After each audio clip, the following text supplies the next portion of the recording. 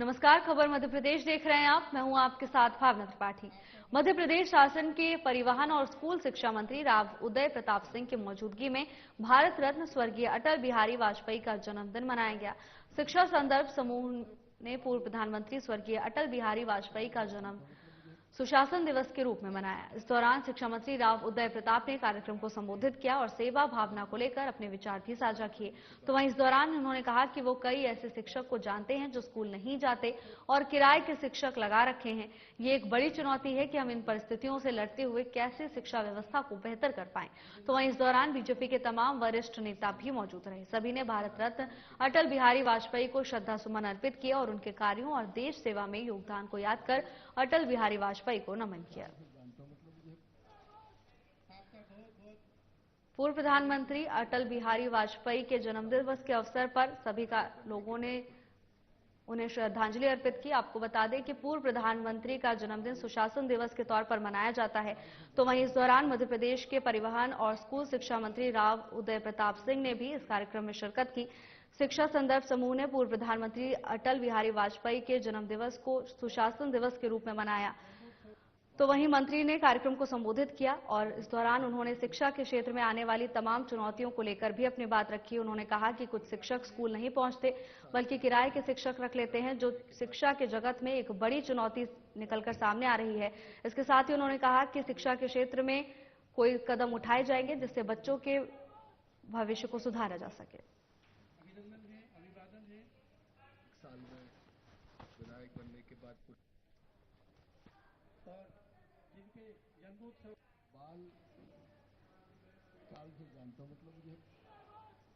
हरदा में बुधवार से कमल युवा खेल महोत्सव का शुभारंभ हो गया। मध्य प्रदेश सरकार के पूर्व मंत्री कमल पटेल ने इस विषय में जानकारी दी। उन्होंने कहा कि बड़ा हर्ष का विषय है कि हर साल की तरह इस साल भी कमल युवा खेल महोत्सव के चौथे संस्करण का आरंभ 25 दिसंबर 2024 को यानी कि सुशासन दिवस के अवसर पर हो गया है, जिसका समापन स्वामी विवेकानंद की जयंती 12 जनवरी 2025 को होगा। कमल पटेल ने बताया कि कमल युवा खेल महोत्सव में 2 दर्जन से ज्यादा खेल शामिल किए गए हैं, जिसमें हरदा जिले के हजारों युवा हिस्सा लेंगे। हरदा में युवा खेल महोत्सव का शुभारंभ किया गया, जिसमें मध्य प्रदेश सरकार के पूर्व मंत्री कमल पटेल ने शिरकत की। उन्होंने कहा कि यह हर्ष का विषय है कि हर साल की तरह इस बार भी सुशासन दिवस के अवसर पर खेल के संस्करण का शुभारंभ किया गया है। आपको बता दें कि 25 दिसंबर को सुशासन दिवस के अवसर पर मनाया जाता है।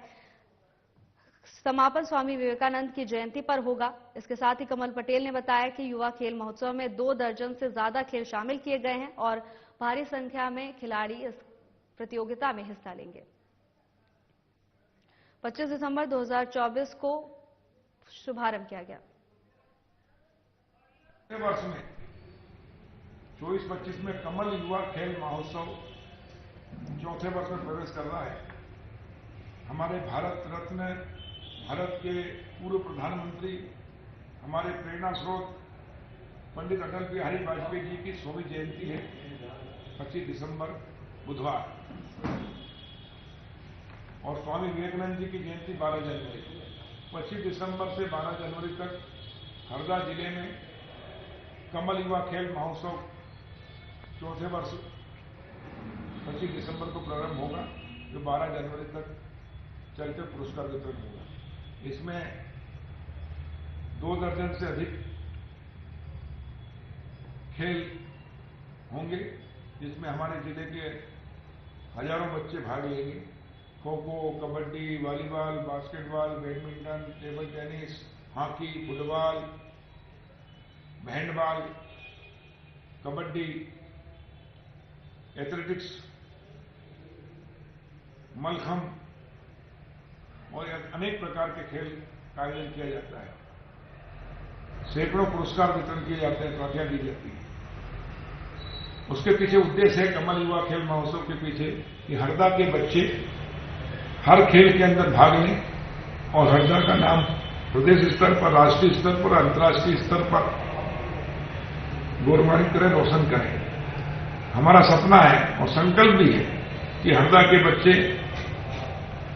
अंतर्राष्ट्रीय स्तर पर खेलकर ओलंपिक में, एशियाड में हरदा का नाम, भारत माता का नाम गौरवान्वित करें, प्रदेश का नाम गौरवान्वित करें।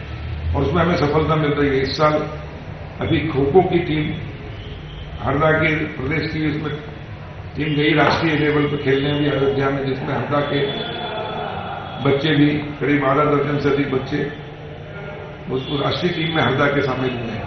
ये कमल युवा खेल महोत्सव की सफलता है, क्योंकि हमने खेलों को बढ़ावा दिया है। खेल के लिए हमने नेहरू स्टेडियम को बहुत सुंदर बनाया है, हाई मार्क्स लगाए हैं। इंडोर स्टेडियम, एक छोटा मिनी इंडोर स्टेडियम जो हमने बना के तैयार कर दिया है, और बड़ा मिनी इंडोर स्टेडियम भी बनने जा रहा है। उसके लिए 15 करोड़ की राशि आ गई है और सारी बाधाएं हमने दूर कर दी है और जल्दी उसका शुभारंभ होगा। मैं सभी खेल प्रेमी जनता से आपके माध्यम से अपील करता हूं, हरदा जिले की जनता से, हरदा नगर की जनता से, कि कल 3 बजे यानी 25 दिसंबर को अटल जी के जन्म उत्सव के अवसर में नेहरू स्टेडियम हरदा में 3 बजे कमल युवा खेल महोत्सव का शुभारंभ होगा, मार्च पास्ट होगा, खेलों का शुभारंभ होगा। एक तरह से खेलों का कुंभ है ये। इसलिए सभी हरदा नगर और जिले के खेल प्रेमी जनता से, युवाओं से, विद्यार्थियों से अपील करता हूं कि आप इस कार्यक्रम में शामिल होकर इस कमल युवा खेल महोत्सव को सफल बनाएं। मध्य प्रदेश सरकार के राज्य मंत्री गौतम टेटवाल ने सारंगपुर की 7 पंचायत भवनों का शिलान्यास किया। साथ ही राज्य मंत्री ने सांसद रोडमल नागर के साथ प्रदेश भर की 1,537 लाख से बनने वाली 1,153 पंचायतों में अटल सुशासन भवन का भूमि पूजन किया। साथ ही सामुदायिक भवन का भी शिलान्यास किया। राज्य मंत्री गौतम टेटवाल ने कहा कि पूर्व प्रधानमंत्री अटल बिहारी वाजपेयी की जयंती सुशासन दिवस के रूप में मनाई जा रही है। प्रधानमंत्री नरेंद्र मोदी खजुराहो से केन बेतवा लिंक परियोजना की शुरुआत कर रहे हैं, लोगों को उनकी जमीन का हक दे रहे हैं। सुशासन दिवस के अवसर पर जिलेवासियों को कई बड़ी सौगात दी गई। राजगढ़ में राज्य मंत्री गौतम टेटवाल ने 7 पंचायत भवनों का शिलान्यास किया। इसके साथ ही प्रदेश भर की 1,537 लाख से बनने वाली 1,153 पंचायतों में भी अटल सुशासन भवन के लिए भूमि पूजन किया गया। इसके साथ ही सामुदायिक भवन की सौगात भी क्षेत्रवासियों को दी गई। तो वहीं राज्य मंत्री गौतम टेटवाल ने सभी को संबोधित करते हुए कहा कि पूर्व प्रधानमंत्री अटल बिहारी वाजपेयी की जयंती को सुशासन दिवस के रूप में मनाया जा रहा है। इस दौरान उन्होंने प्रधानमंत्री नरेंद्र मोदी के विकास कार्यों की भी जमकर सराहना की। उन्होंने बीजेपी की नीतियों की सराहना की। उन्होंने कहा कि प्रधानमंत्री खजुराहो से केन बेतवा लिंक परियोजना की सौगात दे रहे हैं, जिससे लोगों को उनकी जमीनों का हक मिल सकेगा। राजगढ़ में सुशासन दिवस के अवसर पर कई तरह की सौगातें क्षेत्रवासियों को दी गई, जिसके बाद खुशी की लहर देखने को मिली। माननीय अटल बिहारी वाजपेयी जी के सुशासन को लेकर के सम्मानित सांसद जी ने बहुत अच्छे से हम सबको बताया, अच्छे से विश्लेषण किया है। और आज ये देख रहे हैं, ये चेहरे पे चमक, वो पीछे बैठे बुजुर्ग और ये युवा साथी, ये सरपंचों के चेहरे पे चमक और ये ट्रैक्टर, और इस गांव में 300 से ज्यादा मोटरसाइकिलें, और साथ में जब ट्रैक्टर पे बैठ करके सोयाबीन और गेहूं भर के ले जा रहे हैं, ये चमक अगर आई है तो अटल बिहारी वाजपेयी जी की सरकार के सुशासन के कारण आई है, नरेंद्र भाई मोदी की सरकार से। उसके पहले तो 12 गांव में 2-3 कुंटल 4 कुंटल होता था बीघा का, 5 कुंटल होता होगा। खाद की लंबी लाइन लगती थी दिग्विजय सिंह की सरकार में, और 1 बोरी 2 बोरी मिलती थी। यहाँ सोसाइटी में इधर गया और खाद मिल रही है। यह अटल बिहारी वाजपेयी जी की सरकार का, और उनकी दिशाओं को समझ करके भारतीय जनता पार्टी का कार्यकर्ता सतत आगे बढ़ रहा है। विकट से विकट परिस्थितियों में भी विचलित नहीं होना, अनुकूल से अनुकूल परिस्थिति में भी अपनी दिशाओं को नहीं छोड़ना। महू से खंडवा तक मीटर गेज रेल लाइन को ब्रॉड गेज तब्दील करने का कार्य युद्ध स्तर पर चल रहा है, और इस दौरान बड़वाह के महेश्वर रोड पर रेलवे ओवर ब्रिज बनाए जाने को लेकर मंगलवार को रेलवे पीडब्ल्यूडी नगरपालिका की टीम ने सर्वे किया। यहां ब्रिज को लेकर संभावित लंबाई और चौड़ाई को देखा, सड़क और इसके दोनों ओर की नपती भी की। इसके बाद बुधवार को महेश्वर रोड के व्यापारियों ने ओवर ब्रिज नहीं बनाने की मांग को लेकर विधायक सचिन बिरला को ज्ञापन सौंपा। खबर खरगोन से है, जहां मीटर गेज लाइन को ब्रॉड गेज के रूप में तब्दील करने का कार्य जारी है। बढ़वा के महेश्वर रोड पर रेलवे ओवरब्रिज बनाए जाने को लेकर भी प्रशासन अलर्ट नजर आ रहा है। मंगलवार को रेलवे, पीडब्ल्यूडी और नगर पालिका की टीम ने इसी को लेकर यहां पर सर्वे भी किया, जहां ब्रिज को लेकर संभावित लंबाई चौड़ाई को देखा गया है, नाप भी ले लिया गया। इसके बाद बुधवार को महेश्वर रोड के व्यापारियों ने ओवरब्रिज नहीं बनाने की मांग को लेकर विधायक सचिन बिरला से मुलाकात की। इस दौरान उन्होंने एक ज्ञापन भी सौंपा, जिसमें उन्होंने ओवरब्रिज नहीं बनाने की मांग की। पूरा मामला खरगोन का बताया जा रहा है, जहां व्यापारियों की ओर से विधायक को एक ज्ञापन सौंपा गया है। महेश्वर रोड के सभी व्यापारी इस समय चाहते हैं कि यहाँ पर जो ओवरब्रिज बनना है वो यहाँ नहीं बने, इससे इनका व्यापार प्रभावित होता है। और क्योंकि नेशनल हाईवे बनने की कगार पे है, बनने वाला है, 1 से 1.5 साल के अंदर नेशनल हाईवे चालू हो जाएगा, जिससे यातायात का दबाव भी हमारे इंदौर इच्छापुर रोड के ऊपर जो पुराना उसमें कम हो। तो इस समय इनकी मांग जायज है। हम इस विषय को केंद्र की योजना और सांसद जी का इसमें सीधा हस्तक्षेप होता है, ये इनकी बात सांसद जी के माध्यम से रेल मंत्री जी तक पहुंचाएंगे और जो हर संभव मदद हो पाएगी वो करने के लिए हम। बरेली में शहर के बीच से निकली सड़क के हालात दिनों दिन बिगड़ते जा रहे हैं। जिस सड़क से वाहनों सहित राहगीरों का आवागमन होता है, उसी सड़क पर निजी वाहन सुबह से शाम तक खड़े रहते हैं, जिस कारण आवागमन तो अवरुद्ध होता ही है, साथ ही दुर्घटनाओं का अंदेशा भी बना रहता है। वर्तमान में तहसील और एसडीएम कार्यालय के सामने निजी वाहन सुबह से शाम तक खड़े रहते हैं, साथ ही प्रतिष्ठानों के सामने भी शाम होते ही 2 पहिया वाहन खड़े रहकर आवागमन को अवरुद्ध कर रहे हैं। पुलिस प्रशासन के द्वारा भी ऐसे वाहनों की चालानी कार्रवाई नहीं होने के कारण वाहन चालकों के हौसले बुलंद होते जा रहे हैं। बरेली में शहर के बीच से निकली सड़क के हालात इन दिनों बिगड़ते जा रहे हैं। सड़क से वाहनों के साथ राहगीरों का भी आवागमन होता है, तो वहीं शाम होते ही स्थिति और भी बिगड़ जाती है। शाम तक वाहन खड़े रहते हैं, जिसके कारण आने जाने वाले लोगों को मुसीबतों का सामना करना पड़ता है, तो वहीं इसके साथ ही दुर्घटनाओं की संभावना भी बढ़ जाती है। फिलहाल तहसील और एसडीएम कार्यालय के सामने कई निजी वाहन खड़े रहते हैं। इतना ही नहीं, प्रतिष्ठानों के सामने भी वाहनों की लंबी कतार देखी जा सकती है। तो वहीं पुलिस प्रशासन की ओर से इन वाहनों पर कोई कार्रवाई नहीं की जाती, जिसके चलते चालकों के हौसले बुलंद है और इन सभी कारणों के चलते यहां पर आम लोगों को मुसीबतों का सामना करना पड़ रहा है। लेकिन प्रशासन मूक दर्शक बनकर बैठा हुआ है। प्रशासन की ओर से कोई भी सख्त कार्रवाई न होने के कारण सभी चालक अपनी मनमानी पर उतर आए हैं और दिन रात यहां पर ये वाहन ऐसे ही खड़े रहते हैं, जिससे आने जाने वाले लोग मुसीबत का सामना करने को मजबूर हैं।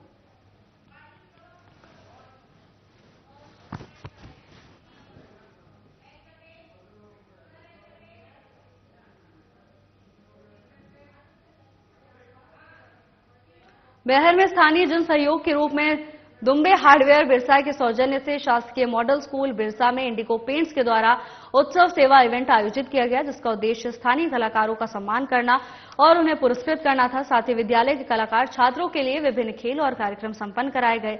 इस सेवा इवेंट में 100 से ज्यादा कलाकारों ने हिस्सा लिया, जिन्हें कार्यक्रम के अंत में पुरस्कार भी दिए गए और उन्हें सम्मानित किया गया।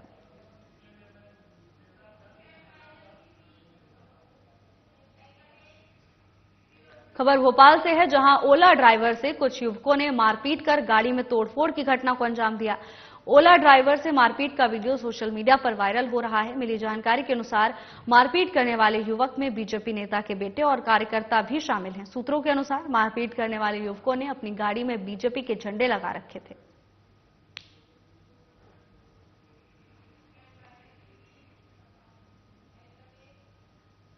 मुख्यमंत्री डॉक्टर मोहन यादव बैतूल की भैंसदेही विधानसभा क्षेत्र के आदिवासी विधायक महेंद्र सिंह चौहान के निवास पर श्रद्धांजलि सभा में पहुंचे। पिछले दिनों विधायक की माता का देहांत हो गया था, लेकिन व्यस्तता के चलते सीएम श्रद्धांजलि देने नहीं आ सके थे। सीएम खासतौर पर श्रद्धांजलि सभा के लिए ही आए थे। सीएम ने विधायक महेंद्र सिंह के सभी परिजनों से चर्चा की और शोक संवेदनाएं व्यक्त की।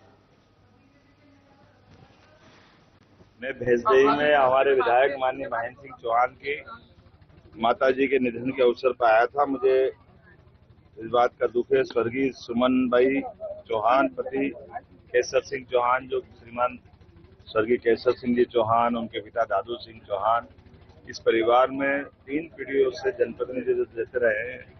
बड़ा गणमान्य परिवार है। कोटकू समाज से हमारे वरिष्ठ नेता हैं महेंद्र सिंह जी, बहुत विनम्र और सबको लेके चलने वाले, जनता में अत्यंत लोकप्रिय विधायक। मैं आज दुख के अवसर पर यहाँ आया हूँ, उपस्थित हुआ हूँ। मुझे उनके इस गमी में होने का परमात्मा से मैं कामना करता हूँ। स्वर्गीय सुमन भाई को वो अपने चरणों में स्थान दे, मेरी अपनी ओर से विनम्र शुभकामनाएं। रविवार को राजगढ़ में पूर्व मुख्यमंत्री दिग्विजय सिंह ने कांग्रेस कार्यालय में प्रेस वार्ता का आयोजन किया। प्रेस वार्ता आयोजन के दौरान दिग्विजय सिंह ने बीजेपी पर जोरदार हमला बोला। उन्होंने बीजेपी को धर्म और भ्रष्टाचार का सरकार को घेरते हुए कहा कि अगर मैं अधार्मिक हूं तो मुझे समझाओ कि धर्म क्या है। तो वहीं प्रेस कॉन्फ्रेंस के दौरान बीजेपी और प्रधानमंत्री नरेंद्र मोदी की सरकार पर निशाना साधते हुए उन्होंने बीजेपी को नफरत फैलाने वाली पार्टी कहा और केंद्र सरकार से अडानी मामले में संसद में चर्चा कराने की मांग की। इसके साथ ही उन्होंने धर्म और राजनीति पर भी तीखा प्रहार किया। दिग्विजय सिंह ने धर्म को राजनीति से अलग रखने की बात कही। उन्होंने कहा कि हमारा उद्देश्य धर्म को राजनीति में इस्तेमाल करना नहीं है, बल्कि हम धर्मों का पालन करते हैं। हमारा मानना है कि धर्म जोड़ता है और राजनीतिक धर्मों को तोड़ता है। आरएसएस और बीजेपी के लोग हमारे दुश्मन नहीं हैं, हम सिर्फ अपनी विचारधारा की लड़ाई लड़ते हैं।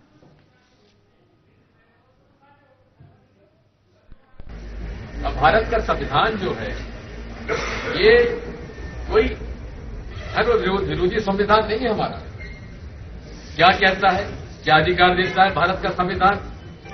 हर व्यक्ति को समान अधिकार होना चाहिए स्वतंत्र भारत में।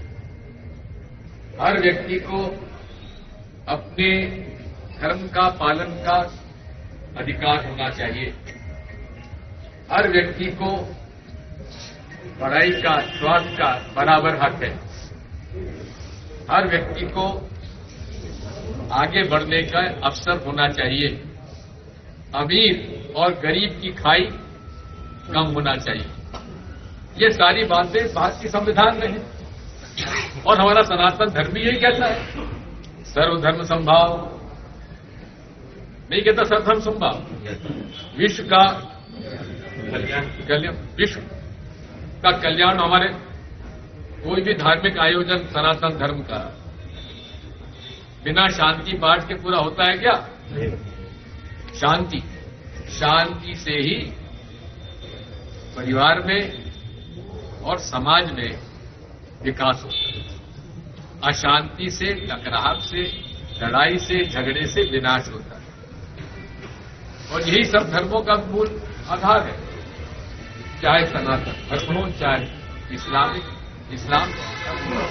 चाहे ईसाई धर्म हो, चाहे सिख धर्म हो, चाहे कोई धर्म हो, हर धर्म का मूल आधार है प्रेम, सद्भाव, सत्य और अहिंसा। केंद्रीय गृह मंत्री अमित शाह की बाबा साहेब आंबेडकर पर की गई टिप्पणी के विरोध में रायसेन के सागर तिराहे पर कांग्रेस समर्थकों ने धरना प्रदर्शन किया।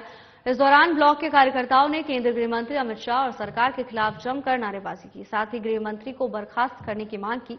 तो वहीं इसके बाद कांग्रेस कार्यकर्ता हाथों में डॉक्टर भीमराव आंबेडकर की तस्वीर लेकर महामाया चौक पहुंचे, जहां तहसीलदार हर्ष विक्रम को ज्ञापन सौंपा और पुलिस और कांग्रेस कार्यकर्ताओं में पुतले को लेकर छीना-झपटी भी देखने को मिली।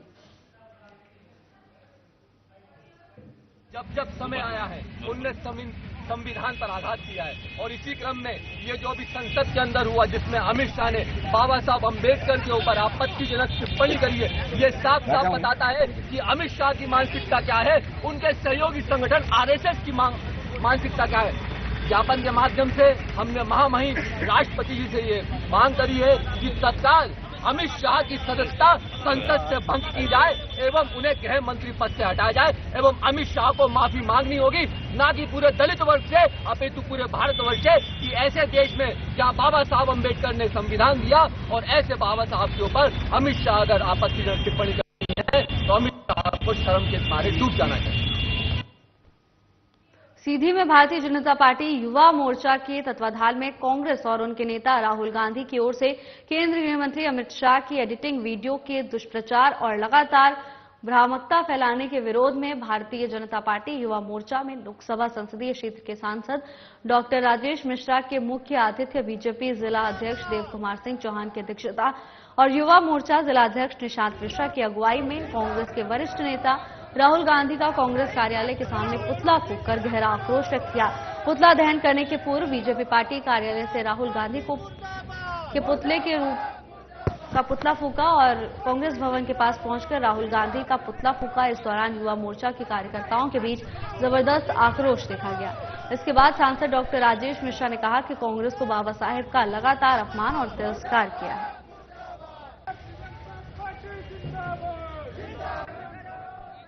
उनको बदनाम करने की जो कोशिश कांग्रेस और राहुल गांधी के द्वारा की जा रही थी, उसके विरोध में हम लोगों ने आज राहुल गांधी का पुतला फूंका है और राष्ट्र हित में, समाज हित में, देश हित में भारतीय जनता पार्टी लगातार काम करती रही है और उसके साथ देश के युवा लगातार खड़े मिलेंगे। राहुल गांधी जैसे नेता को इस देश को छोड़ के जाना चाहिए। कांग्रेस पार्टी ने जो पाप किया उसको धोने का प्रयास किया। कांग्रेस पार्टी ने बाबा साहब भीमराव अम्बेडकर जी को, जो उनके जीते जी सदन में घुसने नहीं था, संसद में 2-2 चुनाव हरा है, वो राहुल गांधी आज की पार्टी, कांग्रेस पार्टी हरियाली आंसू बहा रही है बाबा साहब अम्बेडकर के नाम।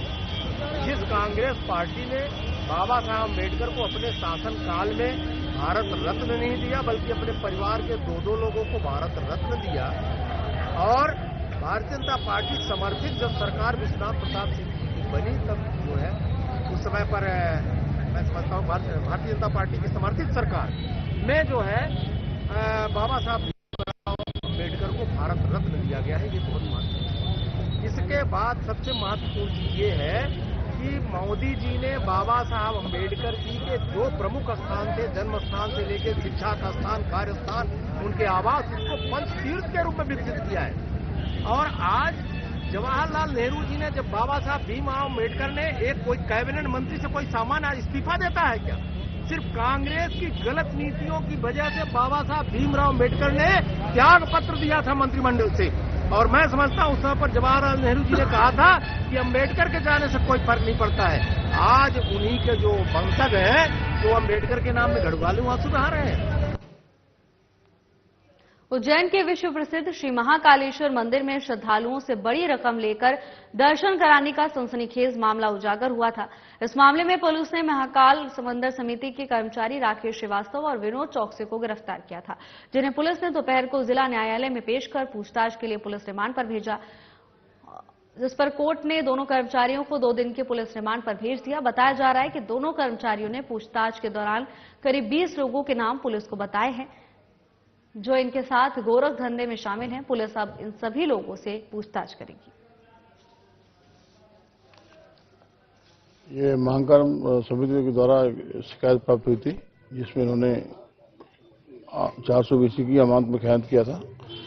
अपराध दर्ज करने के बाद कल गिरफ्तारी ली है, आज पीआर लेने आए हैं। पीआर लेने के बाद आज जांच का विषय है, आगे चल के कौन कौन से आरोपी पाए जाते हैं। कितने दिन का प्यार मिला है? कौन-कौन? 2 दिन का प्यार मिला है। आरोपी है विनोद चौकसे और राहुल श्रीवास्तव, राकेश श्रीवास्तव। इनका आरोप क्या बताया जा रहा है? अभी आरोप यह है कि अमानत में खयानत की है, 420 की है। फिलहाल के लिए बस इतना ही। जल्द हाजिर होंगे नई अपडेट्स के साथ। नमस्कार।